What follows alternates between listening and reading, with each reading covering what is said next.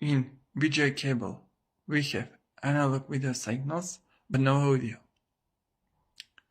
This cable is with 15 pins. Hdmi cables are for digital and analog video signals, but not for audio interface.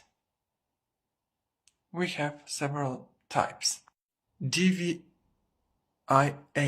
is for analog signals, DVI-D is for digital signals, and DVI-E is for analog and digital video signals. DVI-A is with 17 pins, DVI-D single 19, DVI-D dual link 25, DVI-E single link 23, and DVI dual link 29. HDMI cables are for digital video signals, and also here we have audio. This cable is with 19 pins, and that is the type A.